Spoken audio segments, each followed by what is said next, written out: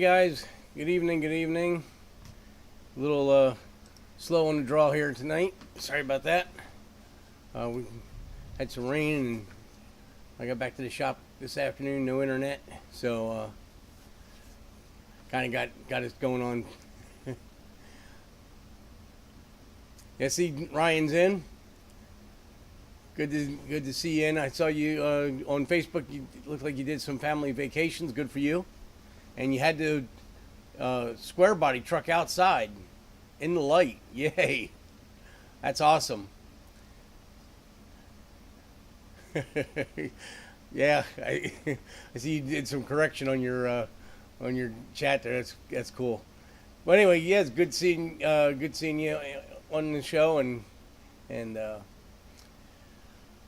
got we had a Memorial Day weekend and just want to thank you to all the fallen soldiers and service people and stuff. I cannot say enough about anybody that's been in the armed services or any of that stuff.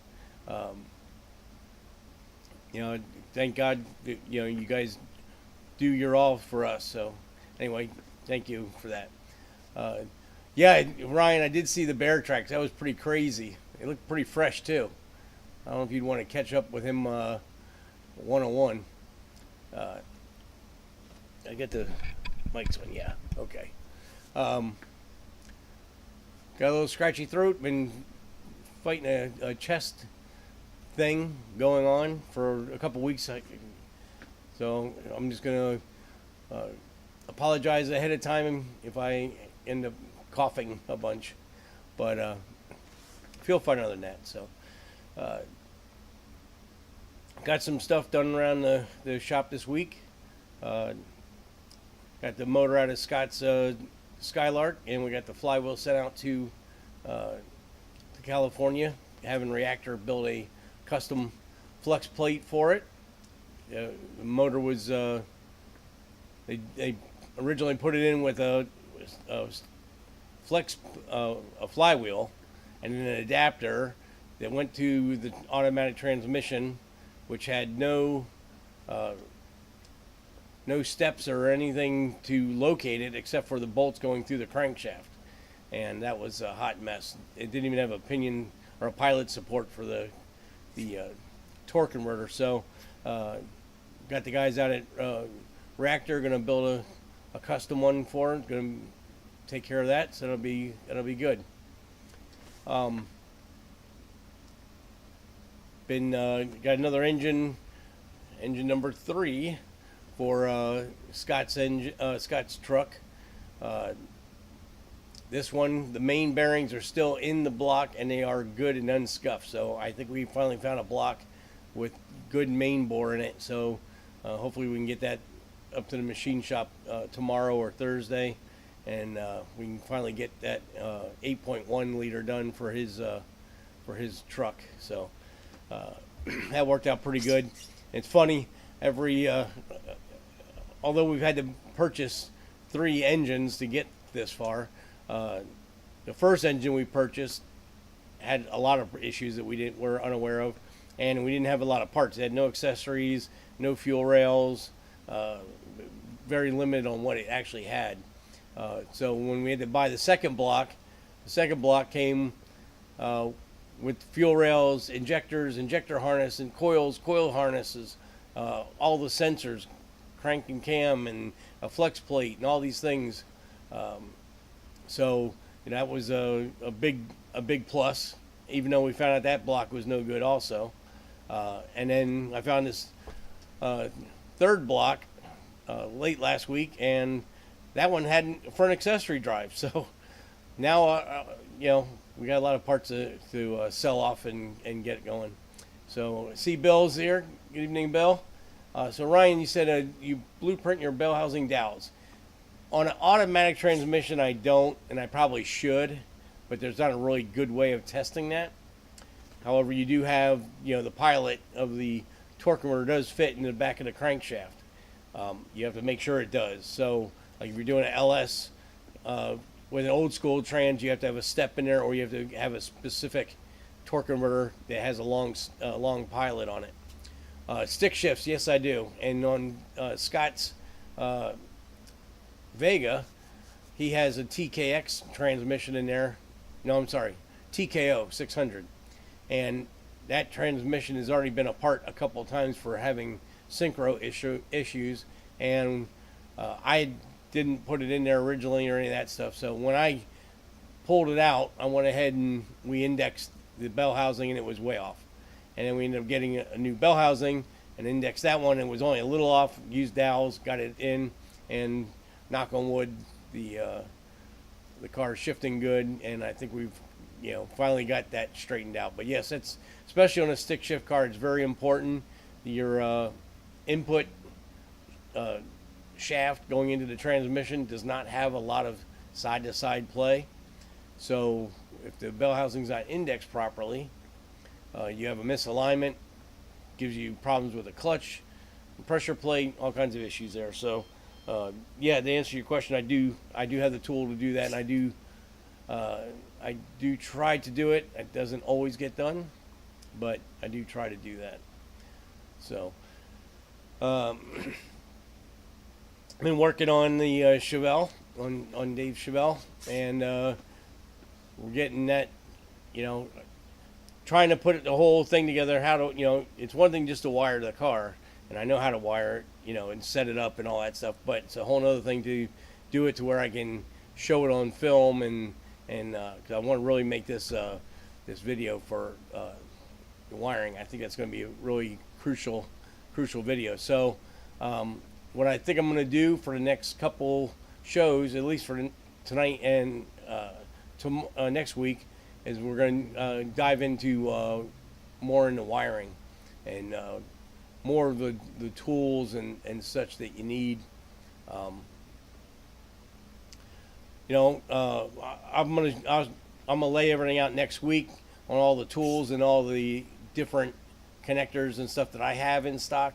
Of course, I do a lot of different wiring. I get race cars, street cars, fuel injection, all this stuff. So I have to have a pretty big assortment of different styles of connectors and the proper crimpers to crimp all that stuff. But we're going to go ahead and I'll go ahead and lay all that stuff out for next week. This week, I think we're just going to kind of do a brief overview of how to get started and stuff like that.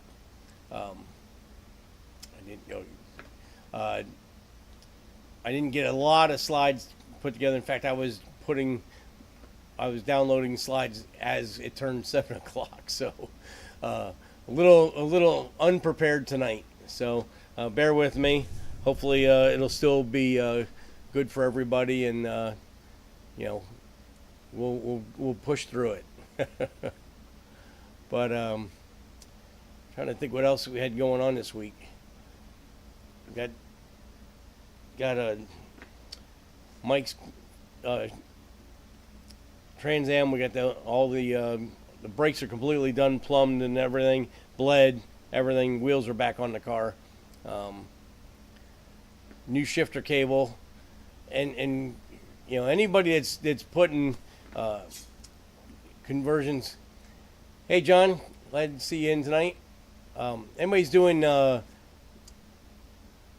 stock shifters on let's just say GM cars, using ShiftWorks shifter conversion to take the old 3-speed or 2-speed shifter, turn into a 4-speed shifter. You go to whatever restoration company you purchase from, MPD. There's a gazillion of them out there. Anyhow, most of them sell OER shift cables. Now, I ran into this. Chris is in. Hey, Chris. I ran into this on Joe's car. I got 2 cables from. I purchased a lot from NPD because they're right in Ocala, so it's next day for me. But I couldn't believe how much play I was getting in the shifter. And I'm thinking it's the ShiftWorks parts, but I'm looking it over and it's all tight. I call NPD. I'm like, listen, I bought all this stuff from you, and the cable's full of slack. And without even hesitating, they sent me another cable, and didn't even want the original one back. So right away, big flags are going off. They know there's an issue. So after getting the second cable and having the same exact issue, I did some more research, and lo and behold, on ShiftWorks website, they have a heavy-duty cable. It's custom made for them, and if you guys have messed around with any of the higher-end racing automatic shifters, you know the Morris cable. It's got the sheathing, and then it's got like a outer coil under the sheathing, wrapping around the main housing. It's a really good, strong cable. Well, that's exactly the same cable that ShiftWorks has for theirs. So if anybody's doing those shifter conversions in your car, and you're using OE style cable, OE style shifter, do yourself a favor, go to ShiftWorks and buy their cable. You'll be so much happier about that. So anyway, I just put one of those in Mike's car, because he's been having a problem since the ShiftWorks one in his car, the shifter not working properly. So hopefully that's going to correct his issues. I went through everything; it looked all good. As soon as we get the car out and get driving it, we'll be able to see how that works out. But Joe's car's good on the shifter now, so I'm sure it's going to be fine. While we were saying that, another thing popped in my brain, and it just left. Well, I mean, as far as getting back to the wiring, I am going to be doing Dakota Digitals and gauges in Mike's car, so that'll be another thing we can throw in on the topic. That's got a little bit different connectors and stuff on that. I kind of want to get over, get with where you guys can get a grasp of all the different kind of connectors and stuff you need. Crimpers. If you're only doing one car, you can probably get away with one or two pair of crimpers. I know my buddy Rick has a 55 Chevy up in Pennsylvania. He's going to be getting into wiring, and he had mentioned getting more into wiring, and I was kind of hoping to get the Chevelle done so there'd be a complete video, which we will get that done. But we'll do this on the live show too, and he catches most of these too. So working on an older GM car, you're going to have Series 56 connectors, which are the old school ones that big hard black plastic connectors. I'll show you some pictures of that in a little bit. So those one pair of specialty crimpers will do those, and it will do some weather pack stuff also. So that wouldn't be too bad to do. And a good pair of regular non-insulated crimpers. You guys can take this with a grain of salt, but I do not ever use insulated connectors.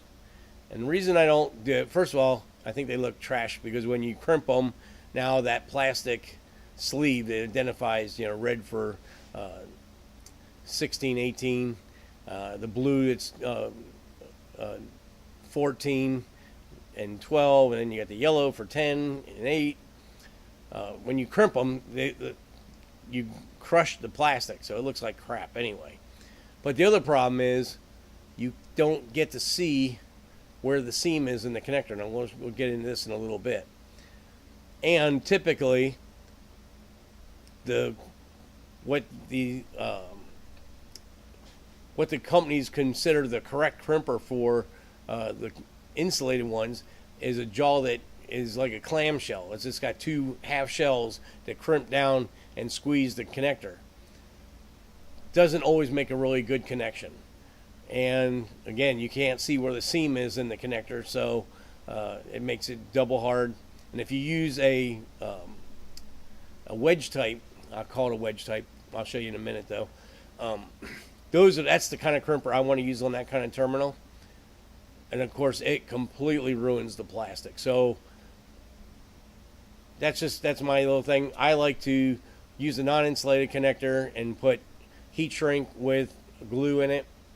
That way it makes it a sealed connection. It'll be good for moisture and stuff like that. It takes a couple seconds more to do it, but I think it makes a way nicer finish, finish appearance. And I know that I'm going to get a good bite on all the connectors. That all the wiring is going to be crimped properly.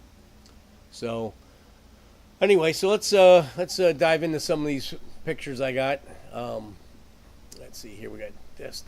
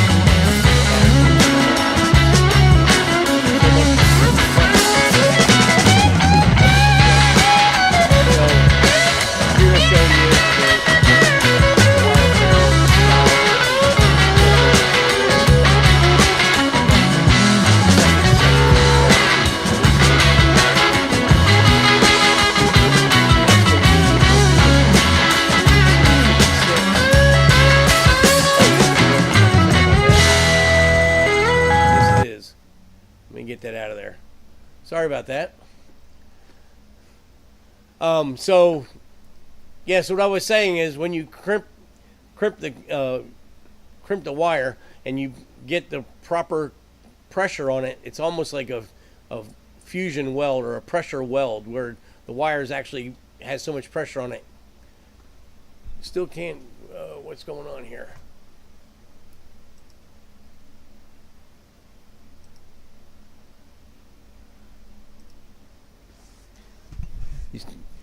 You guys can hear me now? That is weird. I'm showing it. We're getting.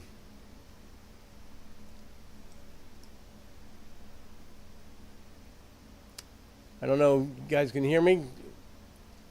Testing. Bill says yes. Okay. Yeah, I got a little messed up there with the wire, with the radio, the music and stuff. That was on the wrong screen. So, anyway, okay, good now. Okay. So, yeah, so this stuff is showing correct crimping. And as I was saying, when you crimp it, you're actually putting like a pressure joint or a pressure weld on the wire. So the crimp actually fuses to the wire. That's why you don't need to solder. We'll get down to that in a minute. But, so on this style crimper, this is like on a Series 56, which is all your GM interior, non-weather connectors, like for your horns, your headlights, taillights, everything under the dash, all that. They have those black or gray connectors, and it's got a female or male spade inside there. They've been using them since the 50s. That uses this style barrel, and you can see in these cross sections how the crimper actually goes over and digs into the wire. So that's how that all works. And then there's a second section where it grabs the insulation. So that's how you want it to. You want the wiring to fill the barrel, and then you want to get a good bite on the insulation. That way, when the harness is getting tugged, it doesn't pull the insulation out of the connector. So over here you can see you don't want to have any twist or any rolling or something when bending. When that happens to the connector, it weakens the connector and it can break off. Same as if you have too much wire protrusion or not enough wire protrusion. Obviously, I mean that's kind of common sense, but maybe not. So let's see what we got here. We go through these pictures a little bit here and get the right ones. So as soon as this opens, I didn't get these in any kind of order, so I apologize for that. Now that doesn't want to open.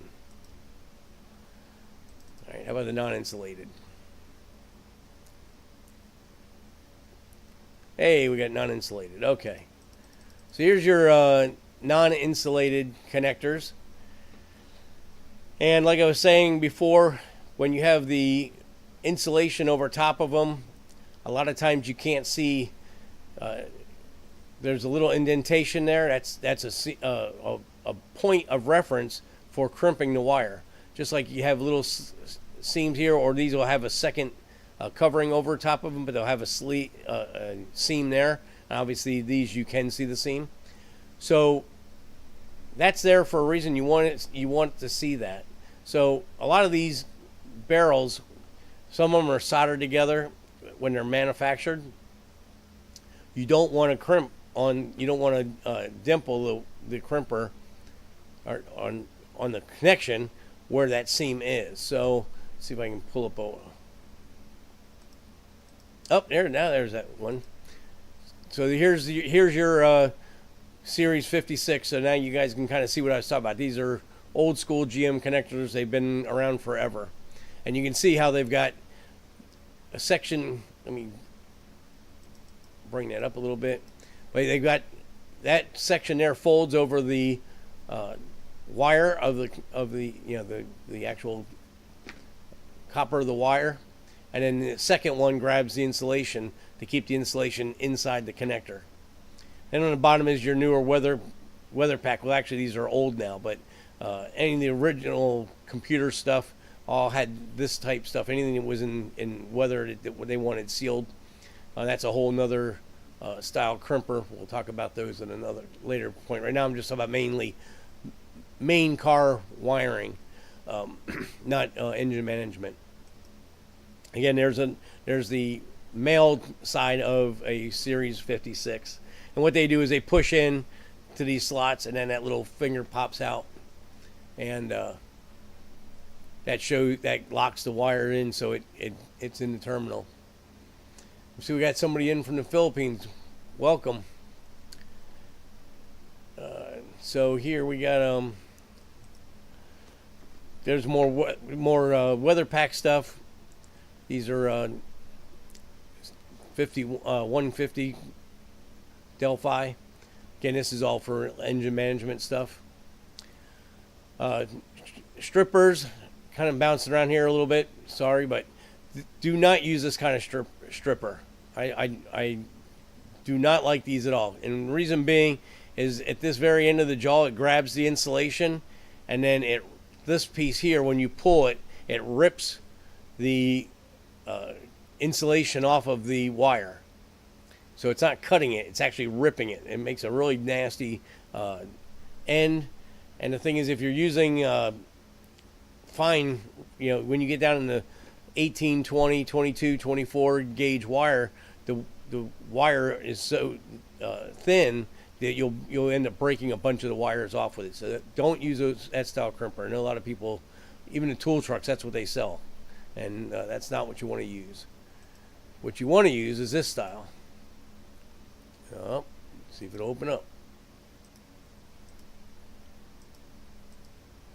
This is the style you want to use. You don't have to use the Kleins, but and this is a bad angle, but it actually has a cutting jaw. So when you pull down on the wire to begin to strip, it actually cuts the insulation and then slides it off. As long as you have the wire in the right position in the cutter, it will not cut any of the strands inside the wire. That's the correct type to use. Everybody uses the plier style, but again, usually what happens is to pull that, usually you have to give it a good yank, and you twist the plier as you're doing the crimp, and again, it breaks the strands. So this is the best crimper to use, best style crimper, where it has the knife that makes a 360 contact to the insulation, and then all it does is separate it. So that's the best type to make good connections.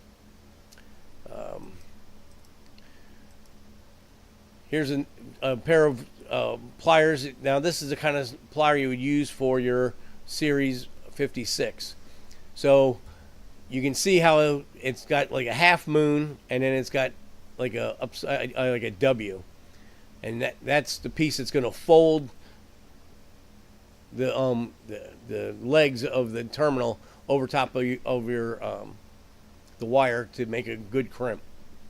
And there's multiple sizes on there, so you can do your 16 gauge, your 14 gauge, and your 12 gauge, and then these larger ones do the piece that grabs the insulation on the outside.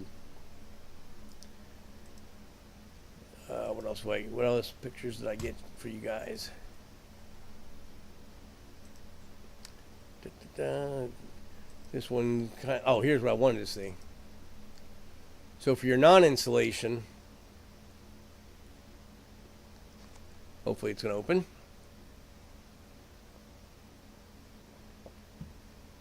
So for your non-insulated terminals, your butt connectors and eyelets, male and female spade, this is the proper tool. And so what you want to do is, wherever you see the seam would go in the half moon side, and you would push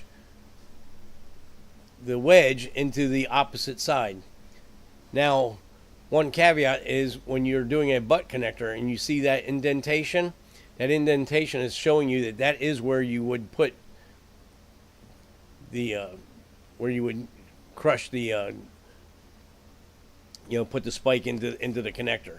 So that's why it's important to be able to see where that stuff is, and why using the insulated connectors is tough, because you can't see.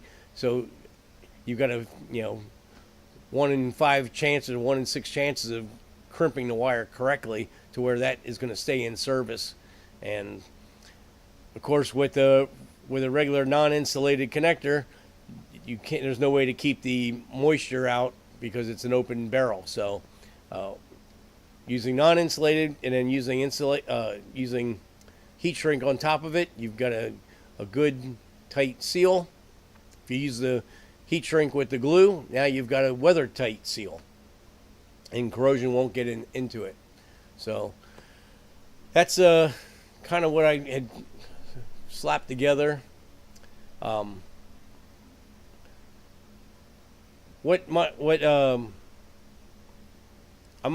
get more into this next week. I'll actually get some do a bunch of crimps and get pictures of them, and so you can see how that's all supposed to look. So on when you're starting to lay out a car for wiring, I usually go this way, and I didn't set this up. Oh, good. It opened up properly. Good. So what I do is I get all my instruction booklets out.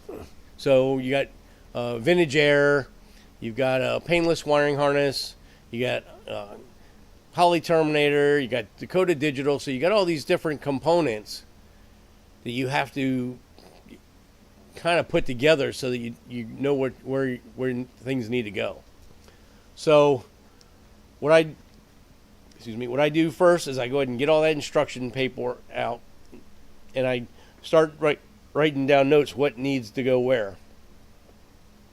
And then I start laying it out on a spreadsheet like this, so that I can then eventually lay out my wiring harness and use this as reference.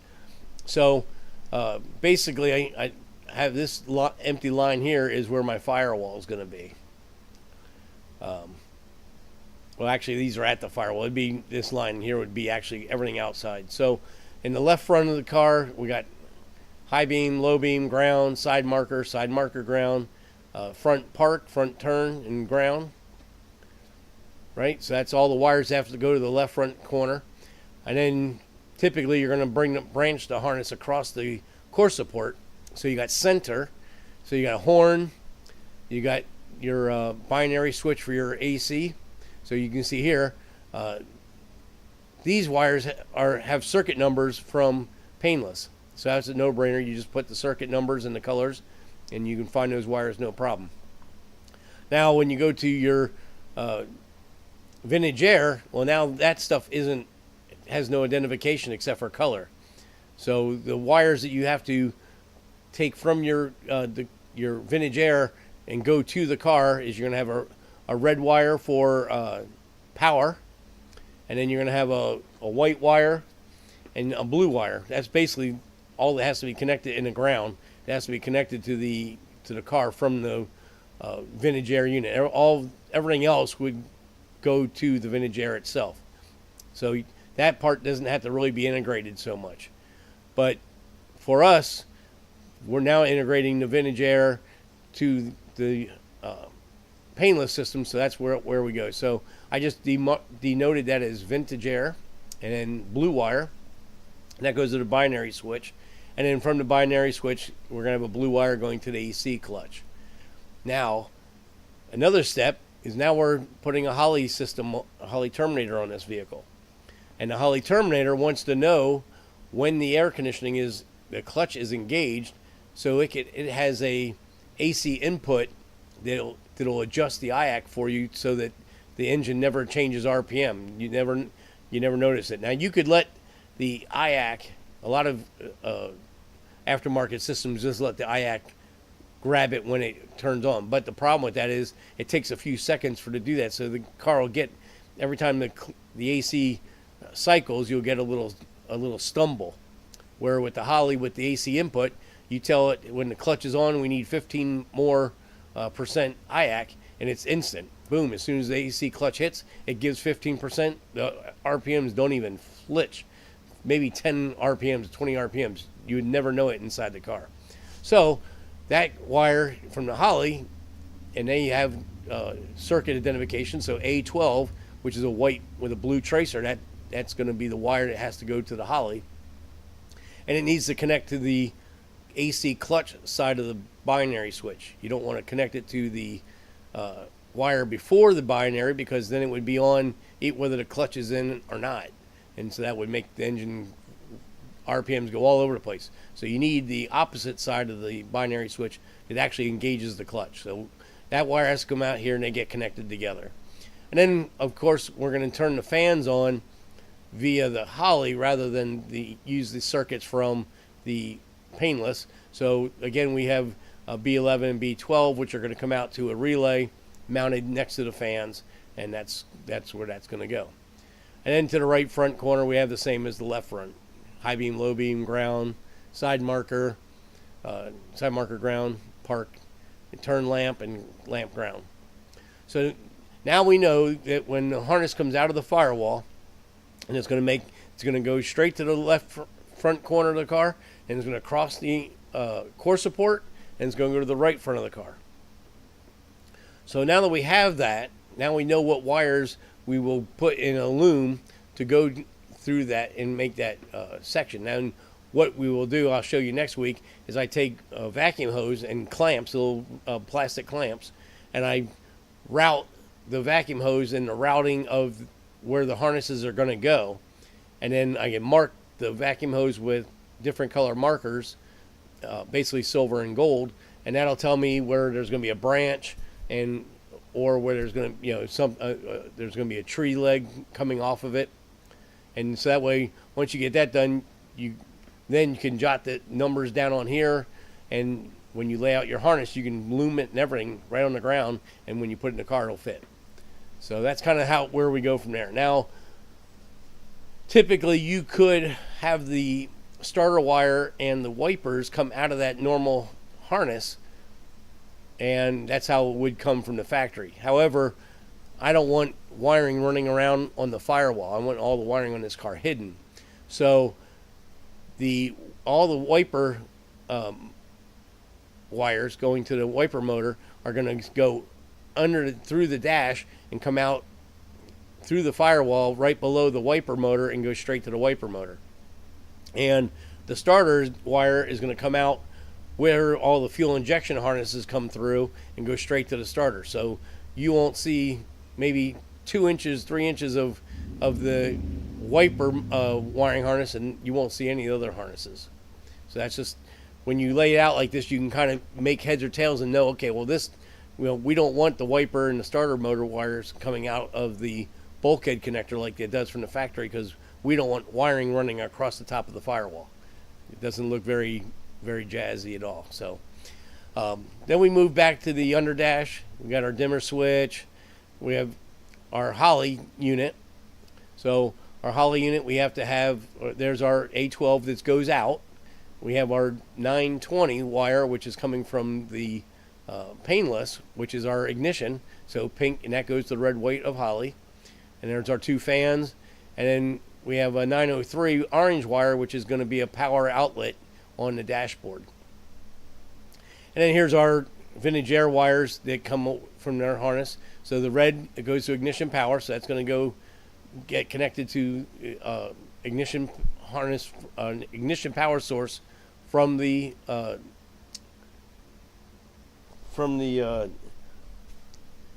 painless. And I did not get I didn't put the circuit number there, but that's where I would go. The white is a ground, and then the blue goes out to the binary. So we know that this blue wire and these 3 1 input and 2 output wires all have to go out over to the bulkhead connector.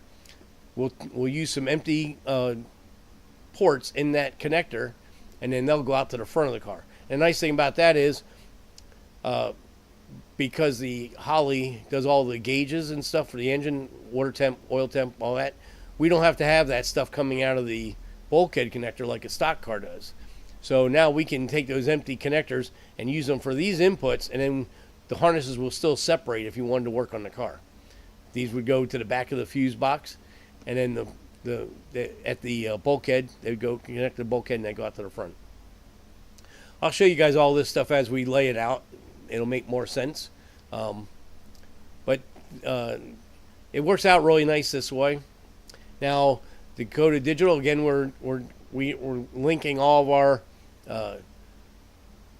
painless circuits to the Dakota. So we got our battery, we got ignition, high beam, left and right turn indicators, fuel level.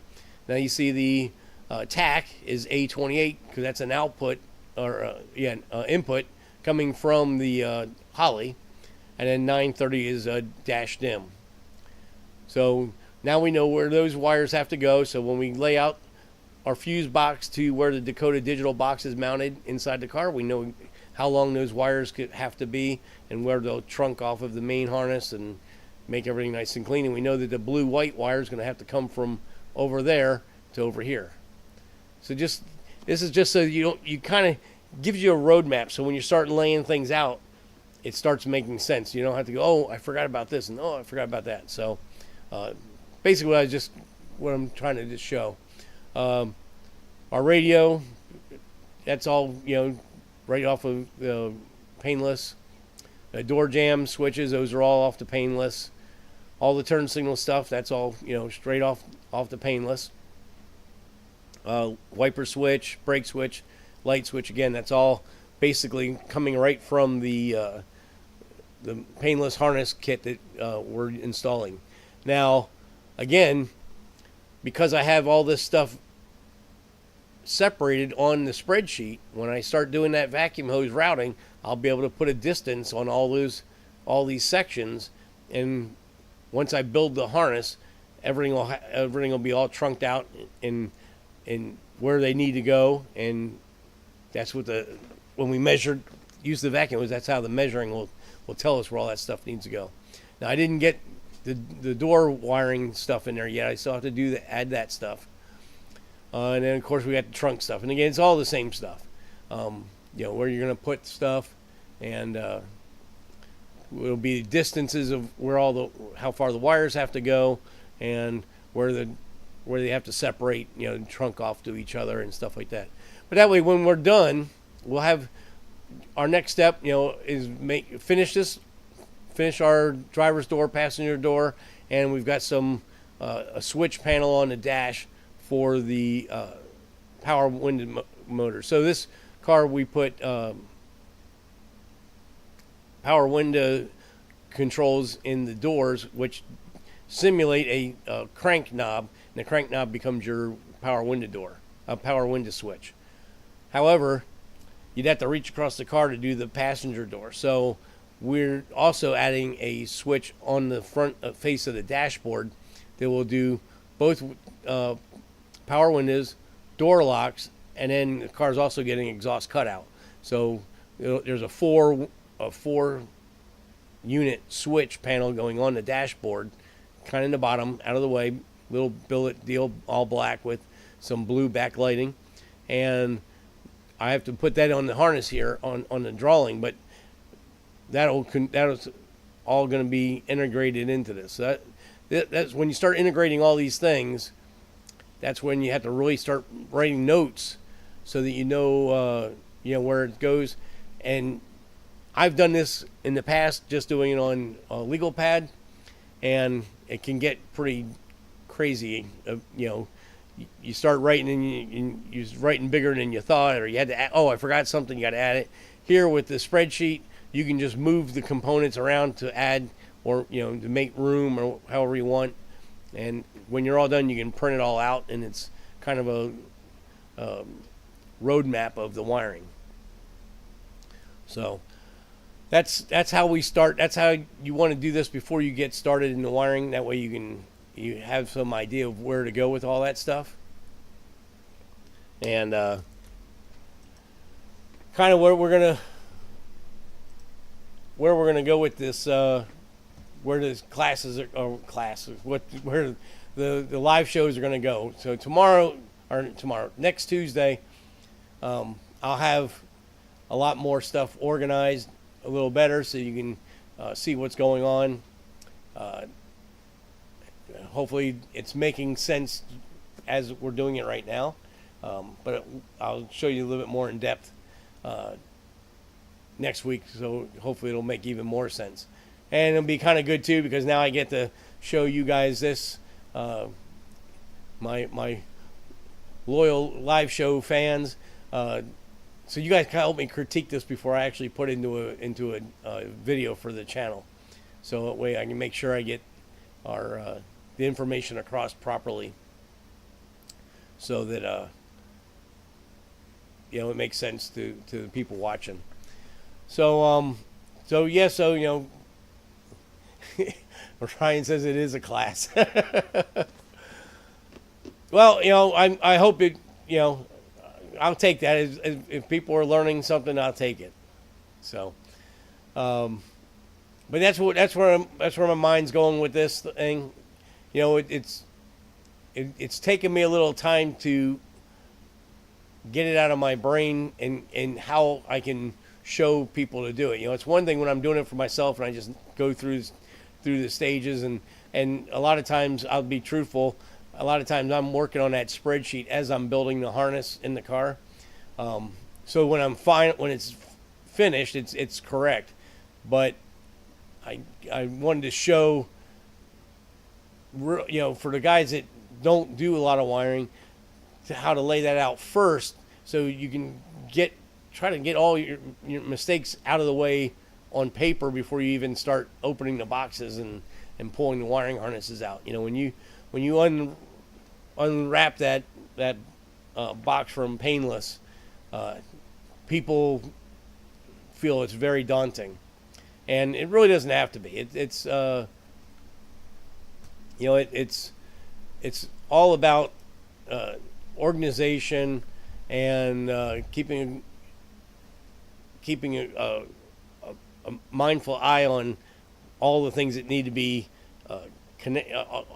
integrated into the system, so that you're not having to go back and forth.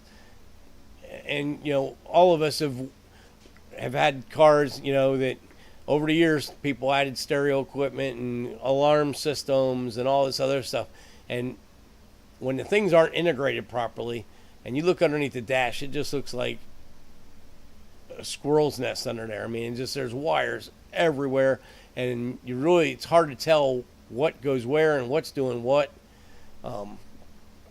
most of the time when I see that, I just rip it all completely out and start fresh, just because it takes more time trying to figure out what this relay did and what that relay did, and you know, than just starting over and you know, that's just the way I do it anyway. Right, wrong, or indifferent, but you know, you just want to try to make heads and tails of this. So hopefully, if I do my job correctly, when I get done with this thing, it will be really clean underneath the car. You know, if you guys saw the Bad Acider video, the Street Freak American Motors Ambassador that I did, and you could see, I mean, there was one wiring harness in that car that was maybe 3/4 to 7/8 of an inch thickness, and that ran the entire car. And that had electric fans, you know, for the transmission in the back of the car, electric fans in the front, had air conditioning, it had exhaust cutouts, it had all single gauge instrumentation, which, you know, each gauge had to be wired separately. MSD ignition, battery in the trunk. So there was a lot of components in that car to, you know, to make it nice, where, you know, basically the same amount of wiring that would be in a 50s or 60s car, and you look under the dash and it's just like crap everywhere. So a lot of times for the OEMs, that's because they have to make a harness that's going to be tailored to whatever accessories go in the car. So the main harnesses usually have everything in them. So I mean, I get why they're like that, but for a custom car, we don't want that. We want the wiring to be custom, just like the rest of the car. We put our heart and soul into these things, building them, trying to make them as perfect as we can make them. And, you know, to have a wiring harnesses be a disaster area, you know, it's just one of those things. If you want to go on a power tour, or you want to go to, you know, like Scott and I went to Columbus last year for a Good Guys show. You know, we drove the cars, you know, 1,200 miles each direction. If you got a bird's nest of wiring underneath the dash of the car, there's a good possibility you're going to end up on the side of the road with electrical problems, especially when you're driving, you know, for 10, 12 hours at a time. When you go here to the corner hangout and stuff, and you're driving maybe 5-10 minutes, you know, a circuit that's overloaded may not show it, but you start driving a vehicle for 12 hours and everything's on and operating for 12 hours. If there's any bad connections or overloaded circuits or anything like that, it's going to show it. And then if it's a real bird's nest, it's going to be a nightmare even trying to straighten it out. So this is why rewire your cars, and I'm hoping that I can make it to where it doesn't feel as daunting as people make it out to be. It's not. It is a time-consuming job. It is time-consuming, but it can be very enjoyable, and with proper planning, it should come out really nice. And in my eyes, except for time involved, pretty simple, really. I mean, once you know where all the wiring has to go and what connectors they need to go into, it's just connecting the dots. It's not that bad. It's just a matter of trying to lay it out to where it makes sense, and, you know, proper planning. So, and of course, using the proper tools too. You know, you can do all the planning you want, and if you have a pair of $10 crimpers you bought from you know, who do I want to bash, but like, you know, well, I mean, any of the little parts stores, AutoZone, Discount Auto, Advanced Auto, you know, even Harbor Freight, some of their stuff is pretty cheesy, and if you're going to use cheesy tools, you may end up with a cheesy job. So that's why I'm going to go ahead and we'll show tools and proper crimping techniques next week. So that's huge. If you can get the connections made properly, and not spend $1 million, but spend a couple bucks on some proper tools, the job will come out so nice. You'll be very proud of it. As Ryan said, it's rewarding. When you get done, you can say, man, I wired this car. and you can do like I do in my videos. I get the camera up under the dash and look how clean that is. I'm proud of it. That's what all that work was for. And just take it that this is not something you're going to do in one weekend. You're not going to rewire a car in a weekend. It takes, even for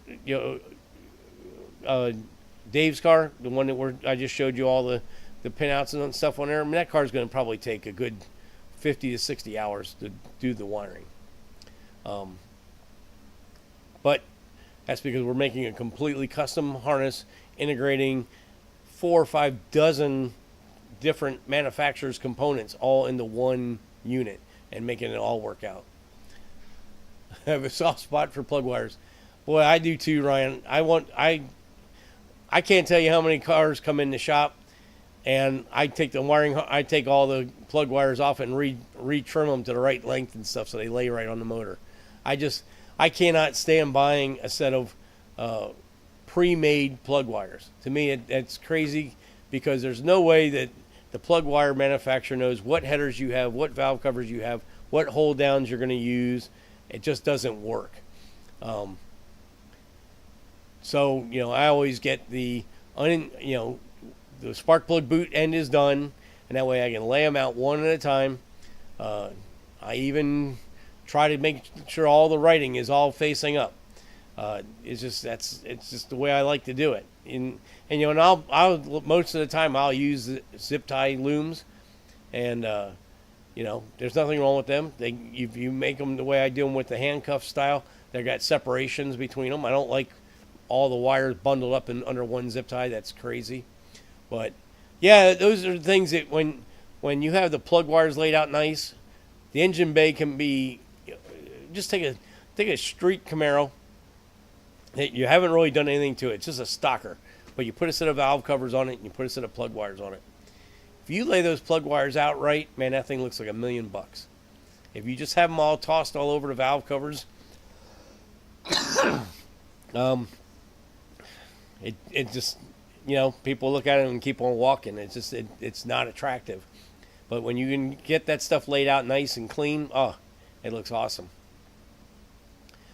And you don't have to use, you don't have to spend crazy money with the loom, fancy looms and all that stuff. And it works out real well just looking at the manifolds of a lot of headers, especially on a lot of the race cars we do. Most of the time I get the wires going down underneath the headers. I don't even have them over the valve covers or anything.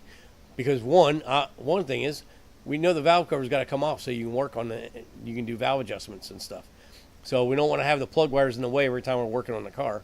So, and I'll loom the wires underneath the headers along the sides of the head and then come back up over the back of the motor. So, you can get creative with it, but it really looks nice when you're done. Ryan laugh aloud. I bet you index your plugs. Yeah, I don't index as much as I should, but I do index them occasionally. Yes, but the big thing with indexing is, and here's a trick for anybody who wants to index their plugs. If you got a big block with a dome piston, you have to typically index, because your piston dome will close the gap on you. But a lot of people don't index the plugs because you don't have the head off, so you can't see where the electrode strap is when they're tight. But what I do around the back under the headers, yes sir. What I'll do is you buy a indexing nut. So like Mr. Gasket, a couple of companies make them, and it's be like a big gold anodized aluminum nut.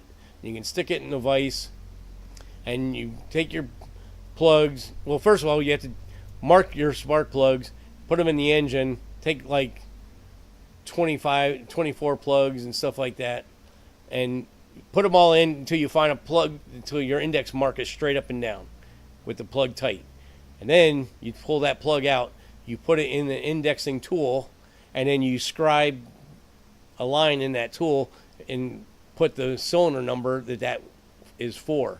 And when you're all done, all you have to do from then on is run your plugs into that tool and it'll tell you wherever they end up. You can see if it's going to fit one of the cylinders that needs it, and that's a trick so that you don't have to use indexing washers, because usually you can get enough, take multiple boxes of plugs and you can get good sets out of there. So, like on my buddy's small block Camaro we used to run, so I would take 32 plugs and I would run them through that indexing ring, and I could usually get 24 plugs without any washers on them. It would index, 3 complete sets out of that 32. And then the rest of them, I would have to put washers on them. So that's just that makes it easier. So not so bad to do it that way. Ryan says no freeze plugs. Yeah, I gotta put brass freeze plugs in your motor. And the other thing is a little pet peeve is when I either if I install them, I know they are, and if I have my machine shop install, all the writing on the freeze plugs is in the same position. That's just my thing. It just shows that you have you're proud of the work you're doing.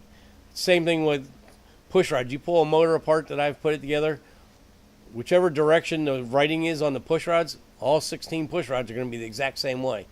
I don't want you pulling one out and one writing, the guide plate's got wear on following the brand, and the next push rod's got the guide plate wear ahead of the name. It doesn't really mean much, but it just shows that when I was putting that engine together, I was looking at every little thing as I was putting it together. So that's just the way I like to do it. If you guys have seen any of the videos on the channel, you see I paint mark all the bolts as I'm assembling them on the engine, so that I know that there's they are torqued properly and been checked and double checked. And then I get the paint mark, then I know they're done. And that way, when I come back the next day to finish, because these jobs are usually something you can't do in one day, I can go back and I look, oh, that's got paint marks, that's got paint marks. Hey, I remember where I'm at. I'm not going to miss anything.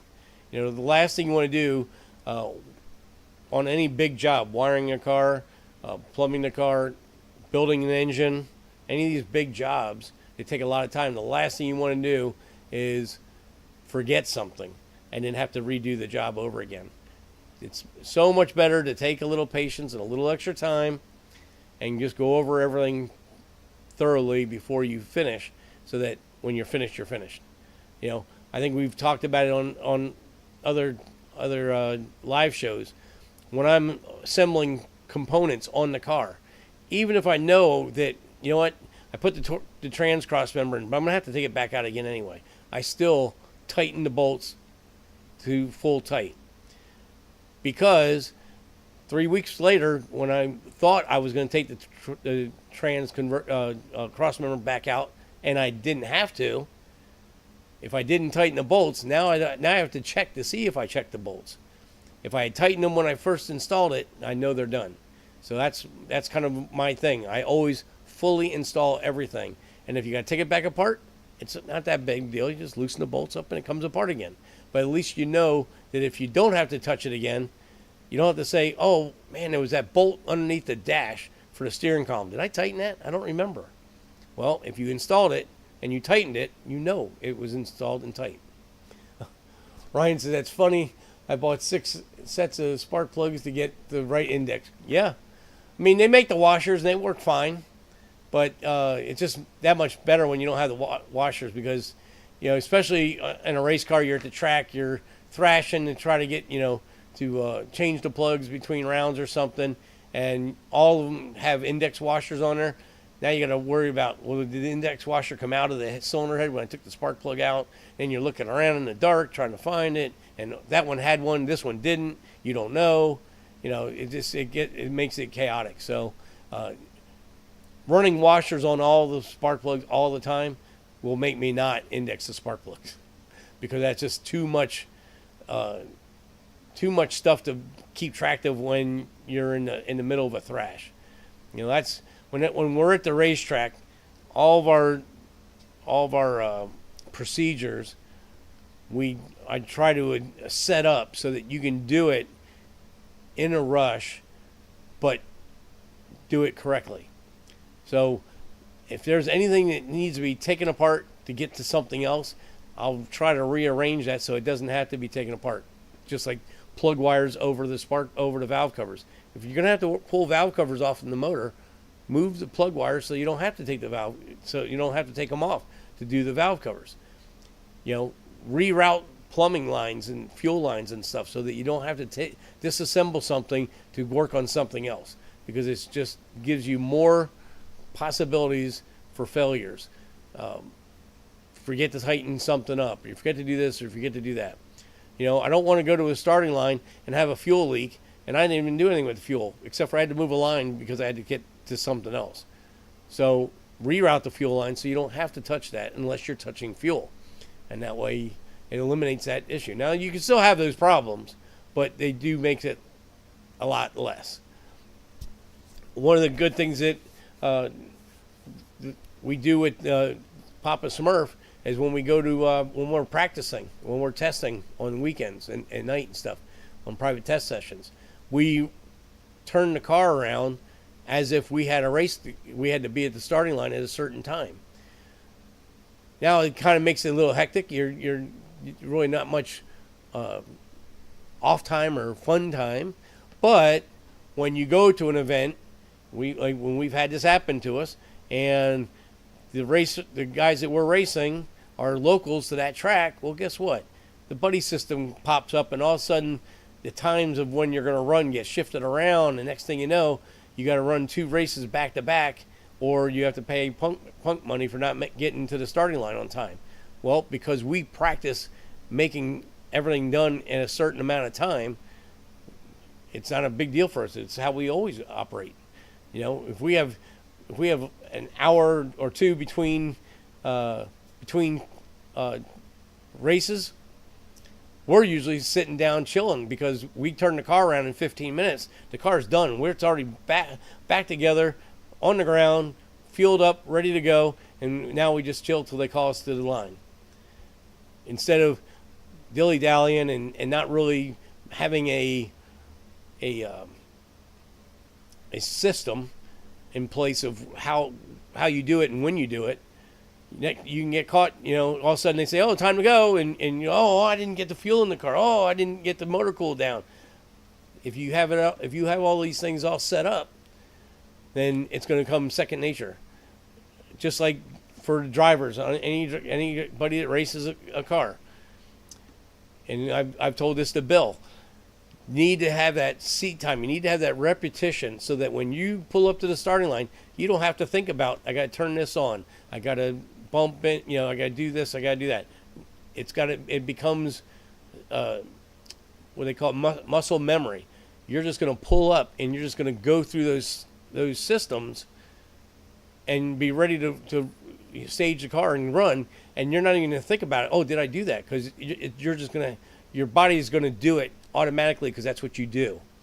And that's why repetition on all those kind of things is so important, so that you get accustomed to, that's something from bracket racing.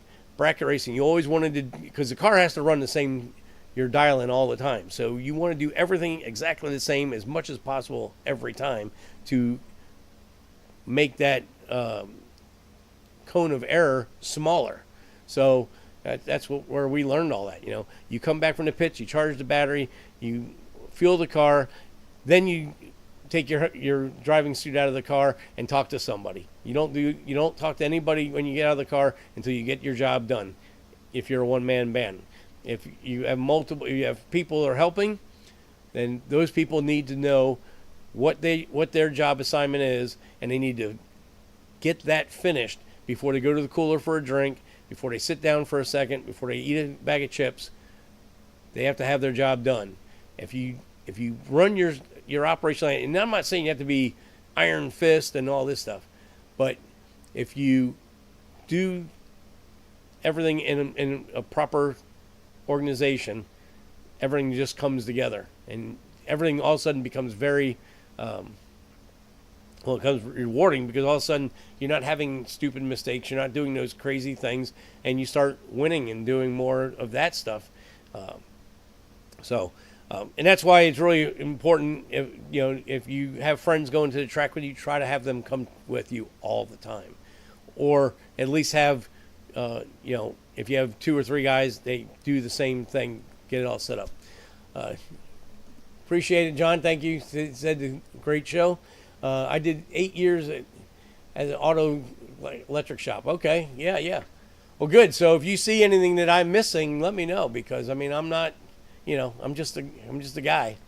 It's, I've done this pretty much self-taught. I've been to classes and stuff like that, but, a lot of this stuff I just learned through trial and error, school of hard knocks. So that's what we're going to do. So thank you guys for coming into the show tonight. Think of, if you guys got questions for next week for the show. For the electrical stuff, like I said, I'm gonna show some tools. I'm gonna get a little bit better in the connectors and stuff. I just didn't have time to get all that laid out tonight. I'm gonna make some wiring connectors crimped, and then I'm gonna cut them apart so you can see how that's done, and how, why, if it's properly crimped, it's as good or better than solder. This is a argument that people have all the time on the internet. But typically, you will not find a soldered joint in a production vehicle, and there's a reason why. Because solder can be a better connection than crimping, but there's a big but in this.